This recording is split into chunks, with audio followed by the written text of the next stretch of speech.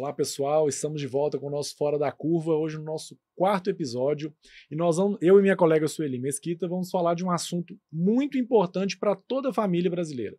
Para qualquer pessoa, esse assunto é de fundamental importância na sua rotina, no seu dia, que é sobre o sono. A pauta de hoje é o sono nosso de cada dia. E para falar sobre isso, nada melhor que duas especialistas que nós trouxemos sobre o assunto, doutora Melânia e doutora Vera Cristina, que vão falar para a gente um pouquinho mais sobre esse sono, sobre a importância do sono no nosso dia. Vou pedir para que vocês se apresentem, por favor, fiquem à vontade e vamos discutir um pouco esse assunto tão importante, beleza? Eu sou a Vera Cristina, fonoaudióloga. Na fonoaudiologia tem várias especialidades e tem uma certificação pela Associação Brasileira do Sono, os profissionais que se familiarizam mais com as questões do sono. Então, eu sou certificada pela ABS, como fonoaudióloga do sono, e é um prazer enorme estar aqui com vocês para falar um pouquinho da minha clínica e da importância do sono para todos nós. Coisa boa, seja bem-vinda, Vera. Muito Obrigada, obrigado, viu, por aceitar nosso convite. Doutora Melânia. Então, também gostaria de agradecer a vocês o convite. Meu nome é Melânia, eu sou otorrinolaringologista com área de atuação em medicina do sono, né? Hoje a gente tem algumas especialidades médicas que a gente faz essa subespecialização e a otorrino é uma dessas. Já trabalho aí nessa área há algum tempo e é um assunto que a gente ama falar, né, Vera? E acho que, assim, realmente é fundamental a gente discutir sobre o sono, né, adultos, crianças, adolescentes, o papel tão importante que o sono tem e como ele pode afetar o nosso dia a dia. Show de bola. E para começar, já vou começar com uma perguntinha, se vocês puderem me responder. Existe uma impressão, né, algo que eu escuto muito no consultório, sobre dormir menos. As pessoas estão dormindo menos. É verdade? É isso mesmo? Sim ou não? O que vocês percebem sobre isso daí? Não, isso não é uma percepção, isso é uma verdade, né? Se a gente for olhar ao longo aí dos últimos anos, né, assim, se a gente for mais para trás, do último século, a gente vem dormindo progressivamente menos, né? Desde lá da luz elétrica, que estendeu o nosso dia, até hoje, todos esses eletrônicos que nos cercam. A gente tem anualmente uma campanha que é promovida pela Associação Brasileira de Sono, em março, e a gente costuma ter pesquisas na população, né? A gente tem ações em todo o país, e na pesquisa de 2019, se eu não me engano, comparada com a do ano anterior, na média, a população brasileira já dorme 6,4 horas, em comparação talvez a campanha do ano anterior, que era 6,6. Então, a gente tem, sim, dormido cada vez menos ao longo dos anos aí. E essa pesquisa ela foi feita numa população mista, crianças, adolescentes e adultos? Foi a prevalência maior em adultos? Essa em adultos, né? São questionários que a gente aplica durante a campanha, a gente tem ações que duram, né, uma semana de ação, porque em março, normalmente, a gente comemora o Dia Mundial do Sono. E aí, no Brasil, a gente tem uma campanha bem bacana, que é promovida pela associação, né, com a participação de todos os profissionais aí, e são, então, questionários aplicados ali com a população, e aí a gente chegou aí nesse número, que é um número que vem caindo, né, se a gente for comparar. Entendo. Eu acho importante também enfatizar que a questão da privação do sono, né, que é um problema social, e é importante que a população saiba que a gente tem uma quantidade de horas esperada para cada faixa etária. E nós sabemos que tem uma média de quantidade de horas de sono, tem os dormidores longos, que às vezes eles precisam de mais horas de sono, e os dormidores Ainda tem essa curtos, classificação? e os Dormidores longos e dormidores curtos. dormidores curtos.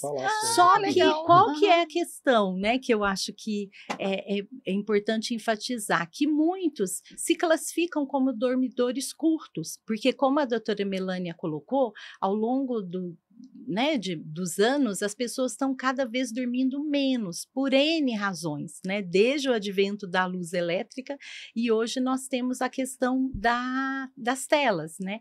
Então, só que o que acontece? A pessoa, ela acomoda, ela costuma em dormir menos, e aí ela acha que ela está conseguindo lidar com as atividades acadêmicas, com o trabalho, só que quando a gente vai avaliar de uma forma mais minuciosa a qualidade de vida dessa pessoa, ela vê que realmente se trata de uma privação de sono e com efeitos, com danos para a saúde, para as atividades cognitivas, laborais e assim por diante. Então, você pode falar um pouquinho mais sobre essas perdas, sobre esse prejuízo, né? E essa classificação também? Então, na clínica, né, a minha é a clínica fonoaudiológica, depois a doutora Melânia pode falar da clínica médica, né? E eu queria até abrir um parênteses, Vera, em relação a essa questão da fonoaudiologia, né? A fonoaudiologia é o sono, porque você normalmente não imagina que uma profissão como fonoaudióloga consiga, não é que consiga, mas que ele perceba a importância do sono e traga isso para... Eu conheci a Vera e a Vera, a gente já se conhece há muito tempo, depois que a Vera começou a se engajar nessa questão do sono, e eu achei fantástica essa questão do fonoaudiólogo falar de sono. E isso é multidisciplinar também? Sim, mudando um pouquinho, né? Sim, a atuação na área do sono, né? Uma atuação na medicina, eu acho que a doutora Melânia pode contar melhor, é uma atuação nova. E as áreas, né, que se preocupam, então a fonoaudiologia, na verdade eu explico que ela sempre lidou com os problemas respiratórios. Então é algo muito presente na clínica fonoaudiológica, porque o fonoaudiólogo ele cuida, ele propõe tratar das funções orofaríngeas.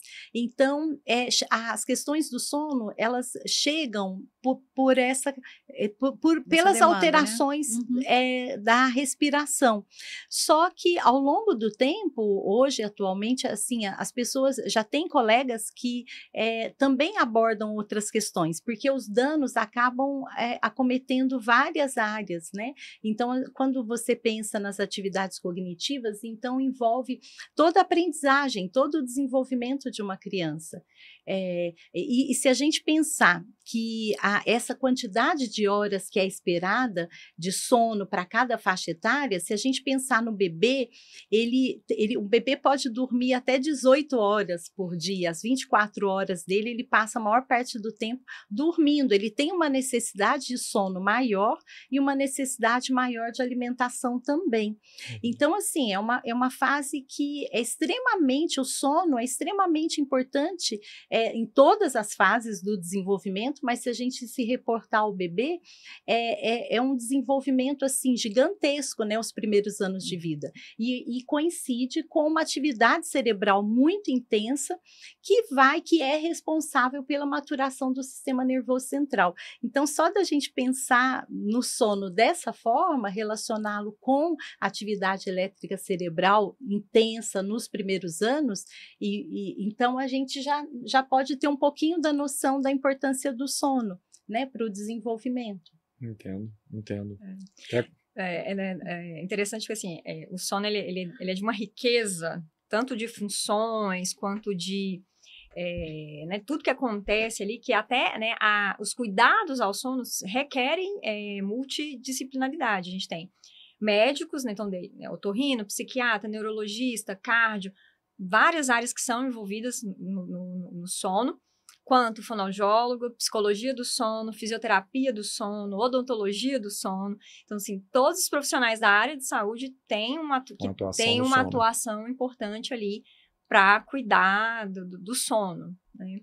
E aí, como a Vera falou, essa questão de o que acontece ali durante o sono, por que a gente, né, dorme, funções super importantes, né? A parte cerebral, né, de desenvolvimento, de aprendizado, de cognição, a parte de imunidade, né? A gente tem vários estudos que mostram que você produz anticorpos durante o sono.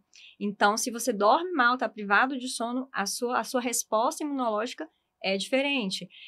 A reparação tecidual, né, os músculos mesmo, né, o pessoal vai para academia, se alimenta super bem e não dorme, né, aí não... Inclusive muitos, né, há uma cultura nesse momento, deixam de dormir para malhar. Conheço muita gente que 4h30 da manhã já está ali na academia, que é o horário que acha, tudo bem, mas é o horário que encontra para malhar, ou então 11h30. Aqui em BH tem uma academia, se eu não me engano, que funciona 24 horas por dia. Então, assim, deixam para poder fazer atividade física, mas esquecendo de um detalhe tão importante, né? Exatamente. Né, igual também, a gente vê várias situações assim, né, deixar para estudar tudo para a prova naquela noite... não é uma boa ideia, não vai... É mesmo, fala pra gente porque isso bomba, agora você vai tocar em 50% dos meus pacientes. Exatamente, uma noite privada, aquela privação de sono naquela noite, ela não contribui para o seu aprendizado. Estudar até 4 horas da manhã, da véspera da prova, não funciona, né? Vai salvar ali naquela prova seguinte, mas assim, é um conhecimento que se sedimenta pior, isso é sem dúvida, assim, a memória, ela depende do sono, ela eu falo que a gente tem várias caixinhas no cérebro, e que durante o sono que vai se organizando cada caixinha ali. E, então, privação de sono é péssimo. É legal, e quando eu explico isso para eles, né, bem bonitinho, lá eles ficam olhando desse tamanho, sério, enquanto que eu durmo que a coisa vai acontecendo, quando você dorme. Infelizmente a sociedade hoje ela tem uma série de equívocos, né? Então eu vejo que com essa consciência com relação à importância da qualidade do sono, então a gente tem conseguido muitas vezes resgatar e esclarecer, né? Que esses equívocos deixem de acontecer. Mas justamente isso, a atividade física é algo super importante, mas o ideal seria você não precisar trocar o seu tempo, né, do sono para praticar uma atividade física. Então, tudo é importante, mas se a gente pensar que o sono é uma condição, assim, básica, né? É uma atividade, é algo biológico, assim, essencial para a vida, assim como o ar que a gente respira, o alimento, e realmente relacioná-lo com as atividades cognitivas, então aí nem se fala, porque a memória, há algo, assim, muito comum que a gente ouve durante o sono, que você consolida a memória. Então, assim, tudo que acontece no nosso dia a dia, tudo que a gente aprende, qual que é o momento que a gente vai realmente processar e memorizar e arquivar aquela informação e ela se tornar algo a longo prazo, durante o sono. Então, assim, é inegável, né? Só da gente pensar assim no meu trabalho, no trabalho de quem lida com as questões de aprendizagem, com a alfabetização, com todo o desenvolvimento, né? Se a gente pensar um adulto que precisa criar, que precisa, né, de uma atividade cognitiva mais intensa, ele realmente ele tem que, é importante que ele saiba a importância que tem que ter a qualidade do sono até para ele poder ter um desenvolvimento e uma atividade laboral mais coerente com o que ele propõe, né? E assim, eu queria fazer uma pergunta para vocês, que o nosso público é um público de adolescentes, né? Então a gente tem inclusive pacientes adolescentes que estão ouvindo, né? A gente pensa na questão da adolescência e a gente tem um horário escolar, né, que é um horário que não privilegia. Então, a gente sabe que nas primeiras horas, nas primeiras aulas da manhã, por exemplo, o adolescente, ele está só em corpo presente, né? Ele está no modo avião na sala de aula. Então, assim, essas questões do sono, isso que a gente ouve, dizendo que o adolescente, ele pega no tranco mais tarde, que o cérebro dele funciona um pouco mais tarde, isso é verdade? É mito, é verdade. E numa escola que a gente tem hoje, que a aula começa às 7h15 da manhã, com um movimento de adolescente com esse ciclo mais tardio. Existe solução para isso? Ameniza? Vamos para a vida real. Como que a gente pode... Bom, Melanie, me ajuda aí. Isso é real, né? A gente tem eventos assim, de ritmo circadiano, que na adolescência o nome é atraso da fase de sono. Então, fisiologicamente, nessa idade, ele tem uma tendência a querer dormir mais tarde e acordar mais tarde. Na vida adulta, a gente fica mais intermediário. No envelhecimento, a gente tem o avanço da fase de sono. Idoso, às vezes, dorme cedo e acorda cedo. Então, o adolescente, isso é fisiológico nessa idade, na adolescência. E aí entra a escola às 7 da manhã. Então, realmente, o adolescente, ele tem uma dificuldade em dormir mais cedo, e aí os pais têm aquela luta, porque, nossa, não quer dormir, né? Meia-noite, tá difícil. E vai ter uma dificuldade no dia seguinte. Em alguns países tem projetos e propostas e que, inclusive, alteraram o horário de início para as aulas, né? Alguns estados, nos Estados Unidos, por exemplo, começa às 8 da manhã, 8h30. Isso teve muito envolvimento de profissionais, pesquisadores com a área de sono, tiveram atuação nisso. Aqui no Brasil, eu não sei se a gente tem uma proposta, uma análise nesse sentido, e é uma coisa realmente difícil de gerenciar na vida real, como você diz, né? Tentar estabelecer um horário ali mais, né, que o adolescente consiga seguir com essa dificuldade, nessa tendência natural dele a realmente querer dormir mais tarde, acordar mais tarde. Dentro disso, você fez um contexto sócio-histórico aí que eu gostei, com relação à eletricidade e tudo mais, e eu percebo também que, ao longo dos anos, eu acho que de 1990 para cá, houve até uma depreciação do sono. O sono foi visto muito, há uma cultura de que o sono é uma perda de tempo, né? A produtividade, a globalização, a tecnologia, tudo isso vai acontecendo, as empresas crescendo muito, e dormir se tornou uma perda de tempo, exatamente, é ruim. Pronto, você colocou sobre o sono prolongado, né? A pessoa que tem mais necessidade de um sono maior, essa pessoa é preguiçosa, né? E se eu durmo pouco, eu sou uma pessoa produtiva. Existe uma cultura dentro disso daí. É isso mesmo? E vocês percebem isso? Sim. Então, assim, existe isso, eu tenho observado que está mudando, ainda bem, mas era comum a gente brincar, né? Quando a pessoa alegava que não tinha tempo, nossa, mas o que você faz da meia-noite às 6? Eu vi dar esse exemplo. Então, Deus assim, ajuda quem cedo madruga. A gente tem vários ditados. E assim, ainda bem que eu percebo que isso vem mudando ao longo do tempo, né? Mas a questão da adolescência, então, assim, a gente sabe que tem algo fisiológico, né? Já tem esse atraso da fase do sono, então o adolescente, geralmente, ele tem um metabolismo que avança um pouco essa noite, só que o que é importante deixar claro é que esse atraso é de 1-2 horas no máximo, né? Então, assim, ele não precisa ir dormir de madrugada. Então, assim, é bom estar consciente que tem outros fatores também que interferem no sono, por exemplo, o uso prolongado de tela, né? Que isso aí, se você quiser, tem algo ativo 24 horas. Não é um tempo atrás, eu lembro que na minha adolescência, se você quisesse assistir algo, você ligava a televisão, era um chiado, não tinha nada passando. Hoje, a questão das telas, você tem ali disponível, né? E é algo muito imediato, muito rápido. Então, assim, a gente sabe que tanto pela questão da luz, né? Então, que incide direto na retina, quanto do conteúdo do que ele está tendo ali acesso. Então, assim, tanto na questão do processamento, que ele não desliga, é um cérebro que não se desliga, quanto da iluminação, que vai interferir no ritmo circadiano do adolescente. Vocês podem falar um pouquinho desse prejuízo? Da consequência disso aí?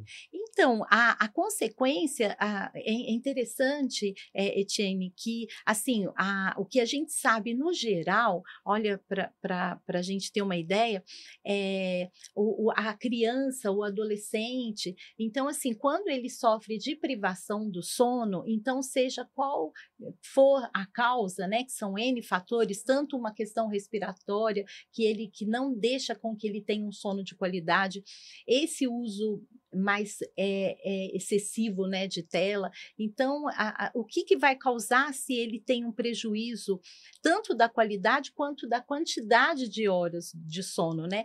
Às vezes, nem sempre essa criança ou esse adolescente ele vai manifestar com uma sonolência excessiva diurna. Então, é interessante a gente saber, porque está na clínica, a gente sempre espera uma pessoa que esteja ali caindo de sono. Às vezes pode acontecer. Uma criança com um excesso de agitação motora, então uma vai irritabilidade, né? Irritabilidade, é aquela criança impulsiva, difícil, opositora, então, assim, hiperativa. Então, assim, e a gente até tem estudos que mostram que, assim, dependendo da qualidade desse sono, pode trazer alterações comportamentais e dependendo do quanto, então, alterações cognitivas ou cognitivas e comportamentais. Então, a gente sabe dessa relação. Então, assim, os homens geralmente, às vezes, apresentam uma sonolência excessiva diurna. Não estou dizendo que isso não é um dos fatores. Na criança também, mas é raro, é mais raro nos homens, né, doutora Milena? E as mulheres, mais a ansiedade, a depressão, então, assim, traz também danos, né, para a saúde mental, isso é inegável. E aí era uma pergunta que eu ia fazer. Em relação ao sono, né, a gente sabe que, não sei se a gente sabe, né, mas, por exemplo, os transtornos mentais, como ansiedade e depressão, podem causar problemas de sono. E às vezes as pessoas tratam a ansiedade e a depressão com uma medicação para dormir. Agora, vamos pensar o contrário. Pessoas que têm essa dificuldade de sono, elas podem desenvolver algum transtorno de ansiedade e depressão porque não dormem. Tostine está sempre fresquinho, porque vem demais, já vem demais. A gente não sabe, né? Não, é bidirecional, a gente Isso, sabe. Olha que chique, eu não posso mais dizer Tostine está sempre fresquinho. A maneira mais chique é bidirecional. É bidirecional. Aprendi. É bidirecional, já tem bastante estudos aí mostrando essa relação. A gente tem desde a questão da insônia ou da hipersonolência dentro dos quadros de depressão, né? Às vezes, inclusive faz parte do diagnóstico, né? Do diagnóstico de quadro depressivo, entra a pergunta do sono, como você está dormindo. É comum o transtorno de depressão, a pessoa ter um despertar precoce, né? Ela começa a acordar muito cedo, e outras começam a ter muita sonolência, e ansiedade também. E a mesma coisa o contrário, tá? Então, por exemplo, teve um quadro, né, um episódio ali agudo de muito estresse na vida, aquilo foi um gatilho para noites ruins de sono. Por outras questões, aquilo foi se, né, cronificando, e aí pode vir sim um transtorno de ansiedade, porque está sempre dormindo mal, está sempre cansada, e isso vai gerando muita angústia, muita ansiedade, né, a ponto de realmente se tornar ali um transtorno a ser cuidado. E aí é importante colocar que ambos têm que ser cuidados. Muitas vezes a gente, né, inclusive não é raro receber paciente que já está sendo tratado com antidepressivo, com ansiolítico, etc., mas o sono continua ruim. E aí o resultado para o tratamento do transtorno mental também não é tão bom, porque está faltando um cuidado com o sono. Da mesma forma o sono, né? Tipo, o paciente procurou porque está dormindo mal, etc. A gente tem que pesquisar a fundo questões de transtorno mental, porque também não adianta eu me focar só na insônia e eu deixar uma depressão, uma ansiedade generalizada de lado. A gente não vai ter bom resultado nesse tratamento. Isso é muito comum, né? Você está entrando numa área que é muito comum. Isso acontece cotidianamente, corriqueiramente. Você foca em um apenas e não trata o outro. E a gente fica nesse lugar aí, né, tentando entender o que está acontecendo com o paciente sem atingir, de fato, as raízes. Exatamente. Né, e para a parte de sono é muito comum, né? As pessoas querem uma pílula mágica para dormir. Sim. E resolver todos os problemas só com... Não, aquela velha história, né? Remédio para dormir, é remédio para acordar, é remédio para prestar atenção, mas sem tratar de fato o sintoma de fato. A gente estava falando antes de começar a gravação. Às vezes, as pessoas procuram a terapia ou procuram um médico sem querer dialogar com o que de fato está acontecendo, querem se acostumar com a situação e não tratar a situação como deveria ser tratada. Isso no sono eu percebo claramente. As pessoas não estão ainda, eu acho que falta em termos geral assim, da sociedade, as pessoas ainda não estão dispostas a negociarem o que é essa qualidade do sono, que você falou muito bem.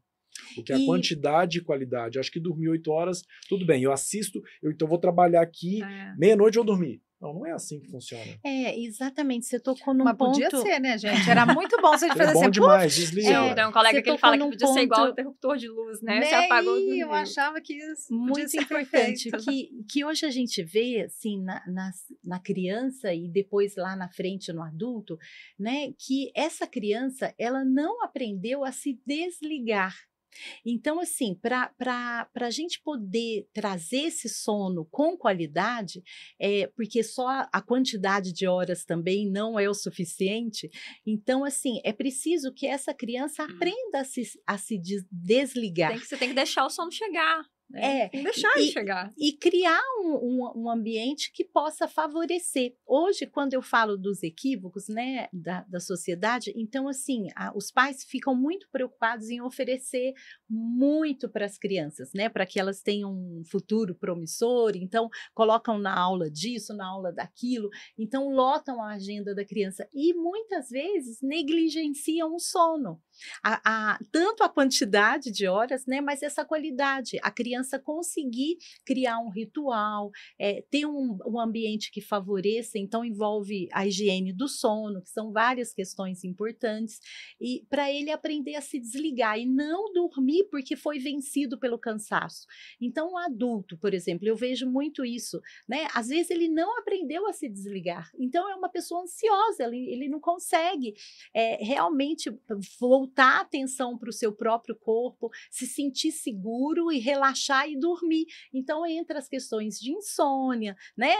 Eu estou falando de uma forma mais simples, é lógico que envolve uma série de fatores, e como a doutora Melânia colocou, mas, assim, é importante a gente saber disso, que são cuidados básicos, às vezes, lá do bebê. Então, aquela mãe, muitas vezes, que não consegue se separar do bebê, tem que chacoalhar, tem que, né, o bebê, ou um excesso de alimentação para ele poder dormir, e tudo isso envolve esse processo de desenvolvimento, né, do ritmo circadiano, das questões do processo comportamental, de como ele vê o sono ao longo da vida toda. Você falou uma coisa dentro disso, só um minutinho, Sueli, que é uma coisa muito comum hoje, de comportamento da sociedade.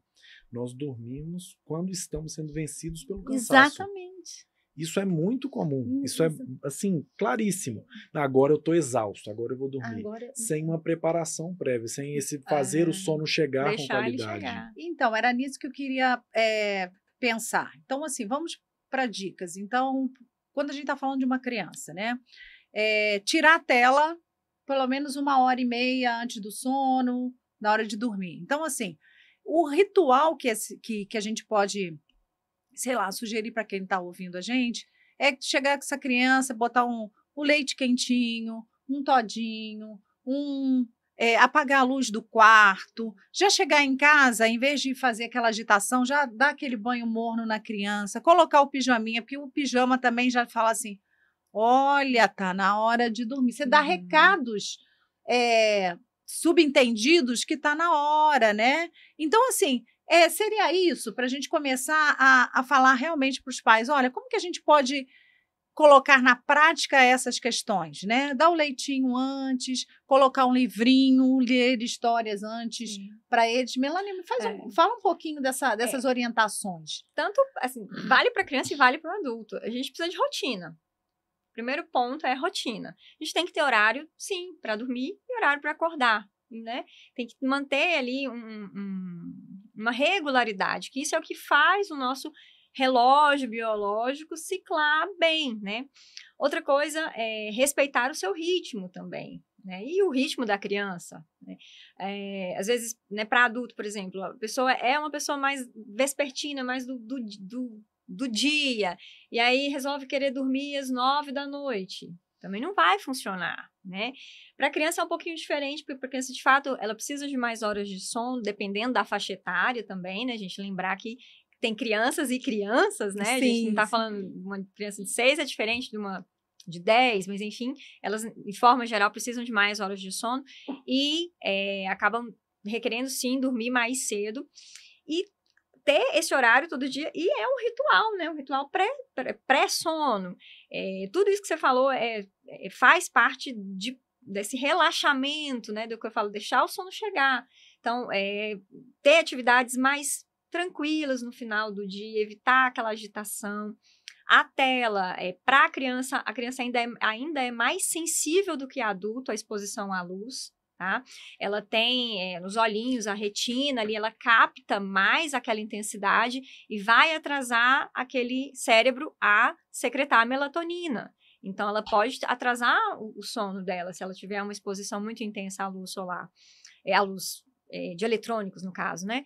E aí, esse ritual todo, né, com cuidado ali, diminuir a luz da casa ajuda, assim, nada de outro mundo também, né, não adianta se querer criar uma coisa impossível de seguir, né, tem que ser o básico feito direitinho, com regularidade, com rotina, né, esses cuidados ali, e vale para o adulto também, né, a mesma coisa, a gente tem que também ter ali um processo no final do dia que te traga mais relaxamento, evitar um pouco o celular, que é o grande desafio da nossa vida hoje, mas tentar, sim, deixar o celular, né, de lado um pouco antes de dormir e né, relaxar mais para ir naquele horário ali que se propõe para dormir.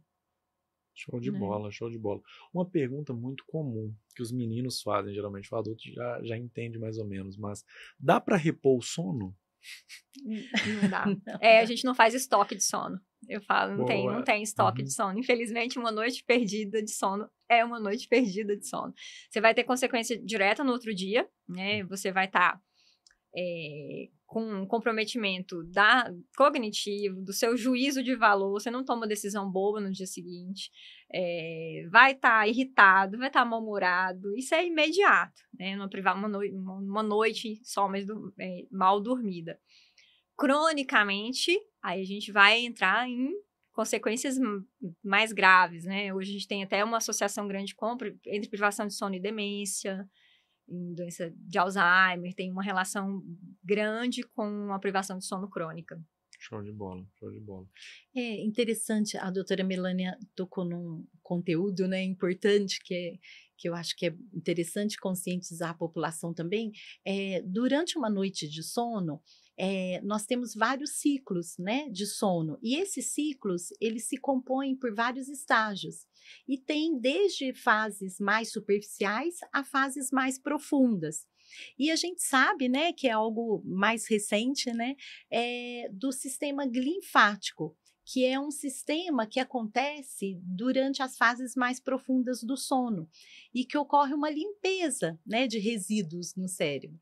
E esses resíduos, né, eles são relacionados com quadros demenciais, quando você não tem um sono reparador, um sono de qualidade que compromete, às vezes, a porcentagem de tempo que você deveria ficar em cada fase do sono, que é muito comum em alguns quadros, por exemplo, como a apneia obstrutiva do sono, que é algo que é muito frequente, né? Dentre as alterações do sono, que são várias, esse é um quadro muito frequente, que envolve uma questão respiratória, um colapso da via aérea, e aí você acaba que você tem um prejuízo, muitas vezes, dessa arquitetura do sono.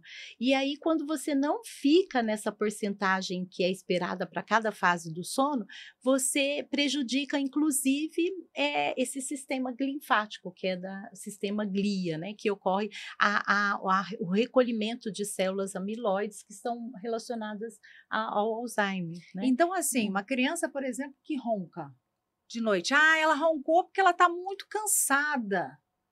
O ronco é normal no sono? Não, não é nada Olha, normal. já sei que... Não é. Não, mas assim, mas Roncar, ela ronca, quando a gente faz até a anamnese, ronca quando ela tá muito cansada. Olha, o ronco muito esporádico, olha, tá super gripadinha, super resfriada, roncou naquela noite. Adulto também, né? Você pode eventualmente ter um ronco. Ronco habitual, toda noite, mesmo que não seja de intensidade tão alta, mas é um ronco, né, muito frequente. Não é normal. E Nem adulto e nem criança. Nem adulto e nem em criança. hipótese nenhuma. Em hipótese nenhuma. Roncou. Roncadores de plantão, prestem Não, atenção. tem que investigar, Tem que precisa investigar, de um cuidado maior. A gente tem, assim, como a Vera colocou, a apneia obstrutiva do sono é a doença respiratória do sono mais comum, né? É aquela que você tem que botar aquele Esse aquele é um aparelho. tipo. Uma das opções. Tratamento. Entendi. A gente tem várias opções de tratamento. Mas esse fechamento da garganta durante o sono para respirar. O ronco é o barulho do ar vibrando lá dentro, querendo passar e não tá dando. Então, a gente escuta esse ronco. Então, o ronco toda noite ali tá indicando que tá difícil desse ar passar pela garganta. E aí, pode acontecer, então, esses eventos de apneias, que são pausas na respiração. E aí, a gente vê, às vezes, causa uma angústia em quem tá vendo a pessoa dormir, né? Muito. A pessoa fala Sim. assim, ele ronca, de repente para. E você não sabe, a pessoa fica angustiada, vai voltar, não vai? Essa pausa é a apneia, então ela fica ali alguns segundinhos realmente com a respiração interrompida, e aí vai ter essa consequência de alteração da arquitetura de sono, quedas na oxigenação do sangue, né? Então, consequências ruins mesmo para o coração, para o metabolismo, para parte de demências e tudo. E o sinal de alerta mais comum é o ronco. É aquele ronco que começou a ser muito habitual. E, por outro lado, o ronco é muito considerado normal, né? Sim, Ronca, igual você falou, ronca quando tá muito cansado, etc. Mas não é, E a gente. gente vê isso no consultório mesmo com as crianças, né? Quando a gente faz a anamnese, eles falam do ronco como se fosse algo normal. E eu aprendi com a Vera, numa aula da Vera, que ronco não é normal.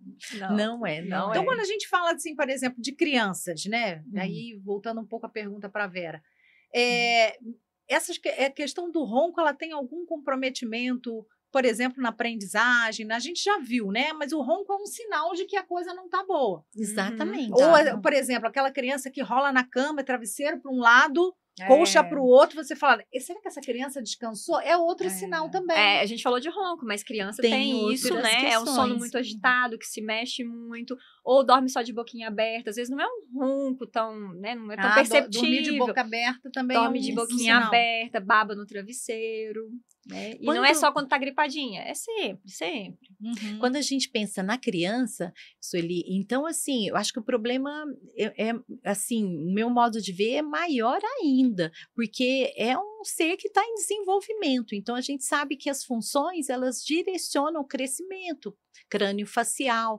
Então, assim, você tem que ter uma escuta mais atenta a essas questões, porque envolve todo um desenvolvimento que aí, muitas vezes, com a ajuda da atuação multidisciplinar, inclusive do médico otorrinolaringologista, do médico pediatra, que muitas vezes, né, ele que vai estar mais à frente, mas vai encaminhar para um otorrino, muitas vezes precisa de um tratamento cirúrgico, né? A gente sabe que é muito comum por exemplo, nos quadros de hipertrofia, de adenoide e amígdala. Então, assim, só que para tomar essa decisão precisa contar com a avaliação do médico, né? Depois a doutora Melânia pode entrar em detalhes, mas assim, a questão do ronco, a gente sabe que mesmo um ronco assim inocente, se é que existe um ronco inocente, ele traz alterações comportamentais. Tem estudos que mostram que traz já um simples ronco, que não se trata de uma apneia obstrutiva do sono,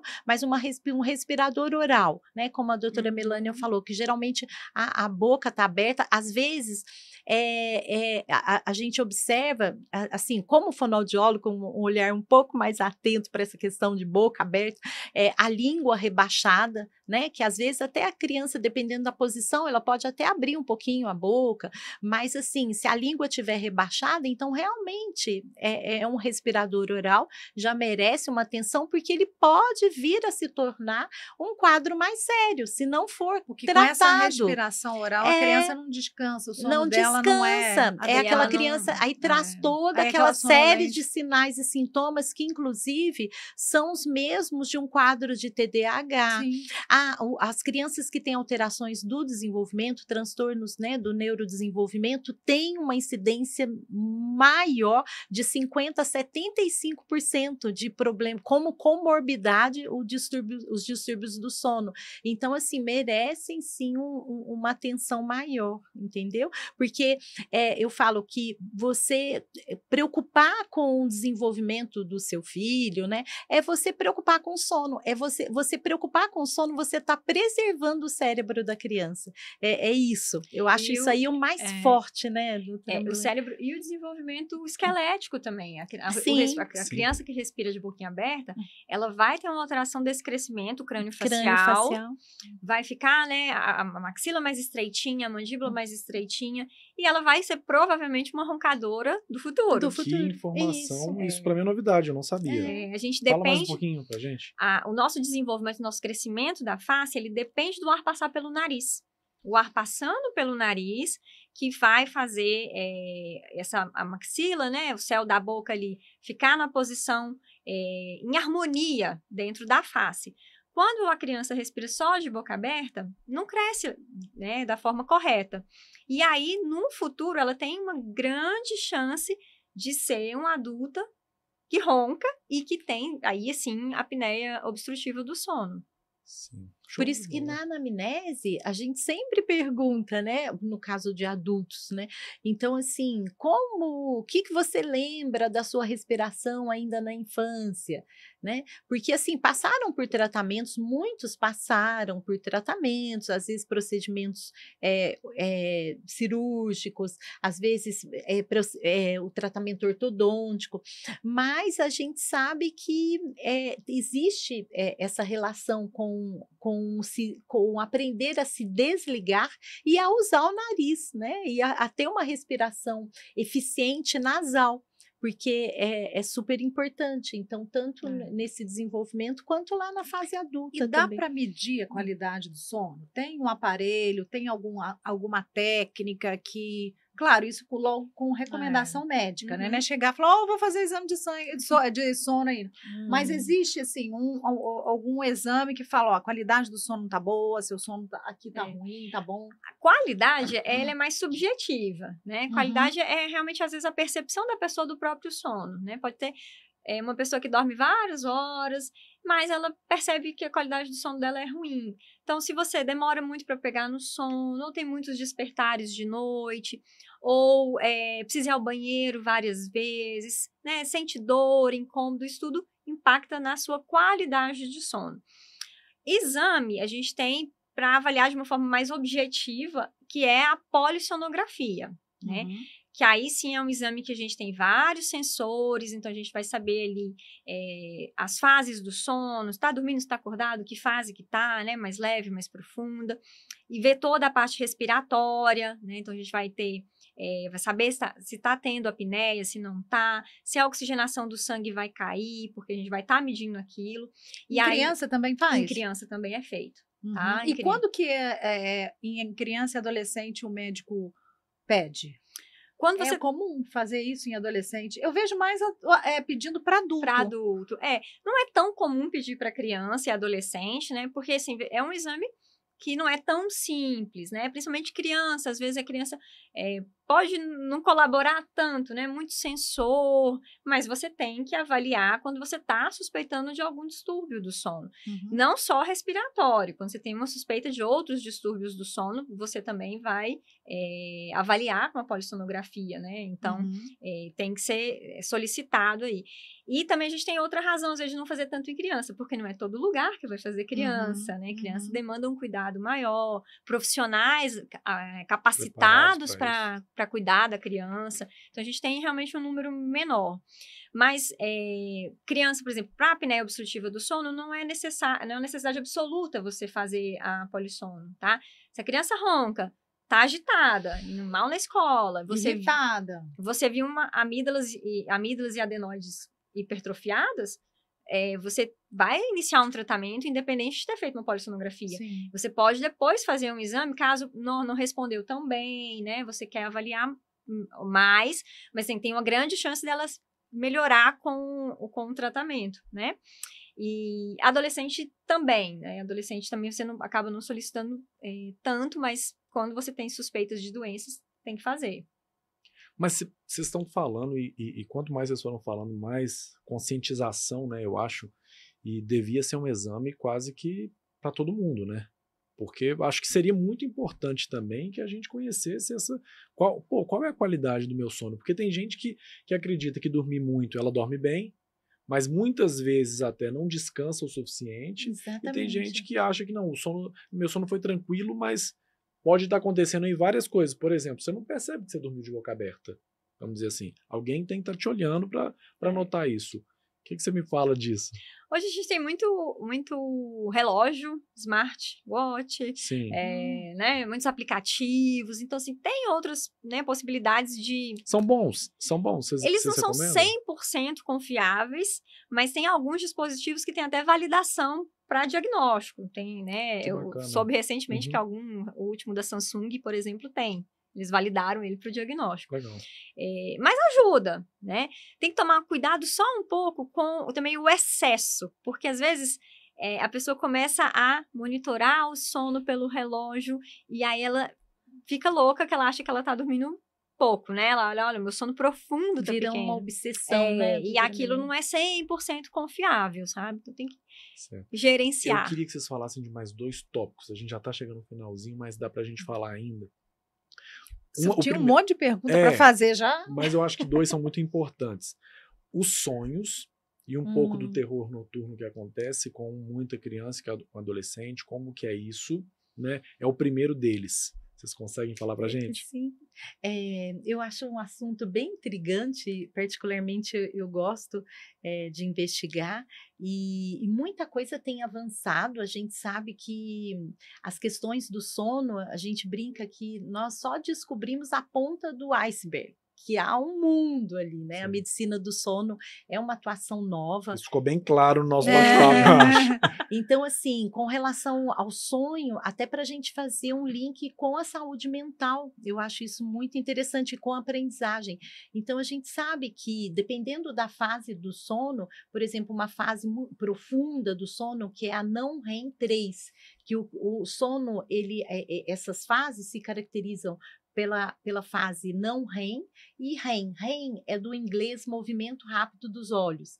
Então, nós conhecemos que tem a não REM 1, 2, 3 e a REM. Então, a não REM 3, que é a fase mais profunda do sono, então é onde acontecem os sonhos relacionados às atividades diárias. Então, o momento que você processa as informações, que você faz esse registro, essa consolidação dessa memória. E o REM são sonhos mais bizarros, imaginários, então, onde muitas vezes você se reequilibra com relação às suas emoções.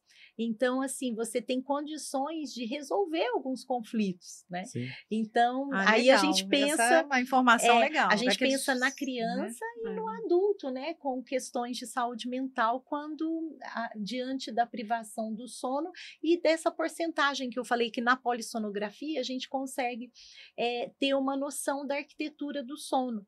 Com relação aos exames, só voltando um pouquinho, acho interessante, assim, através de uma boa investigação clínica, médica e os profissionais, muitas vezes a polissonografia realmente, ela avalia assim, ela falava, é um exame bem elaborado, muito sofisticado, um exame caro, e é realizado numa noite de sono. E a gente sabe que né, as alterações não são tão diferentes quando o paciente, às vezes ele chega para a gente, nossa, eu dormi muito mal, foi péssima a minha noite, mas assim, aquilo ali não mente, né?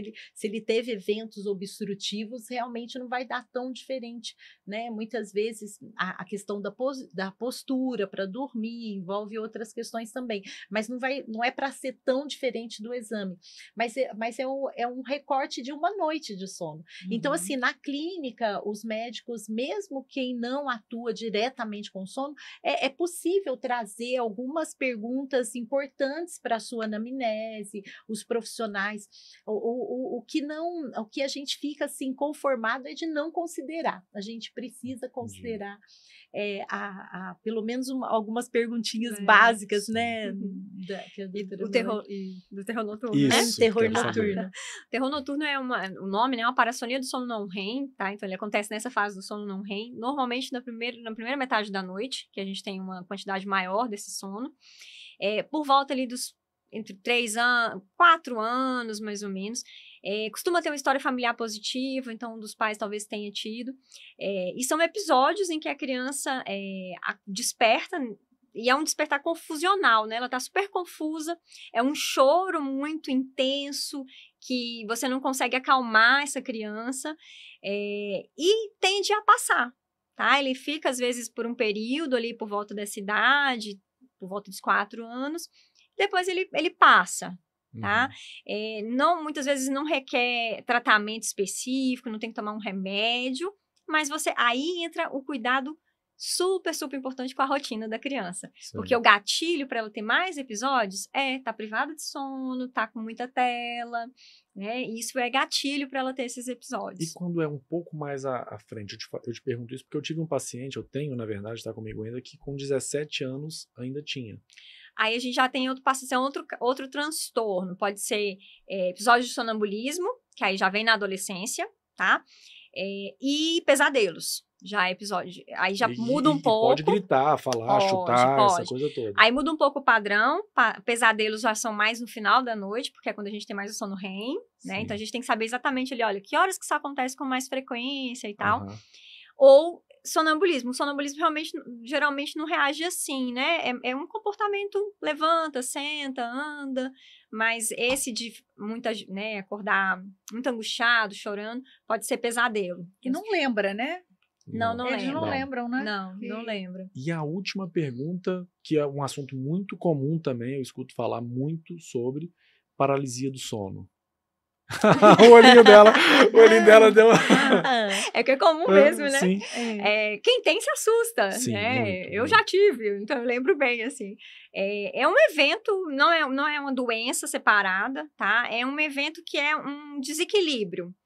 Você tá meio acordado, tá meio dormindo, tá? O seu cérebro já entrou pro acordado, mas o seu corpo ainda tá em atonia, você tá totalmente paralisado. Teve uma mudança delay, né? Não encaixou bem ali as mudanças. E aí dura alguns segundos, né? Às vezes pode até prolongar um pouquinho, minutos, mas é uma angústia porque a pessoa tá realmente consciente, ela tá já dentro do ambiente, ela tá consciente, mas ela não consegue se mexer.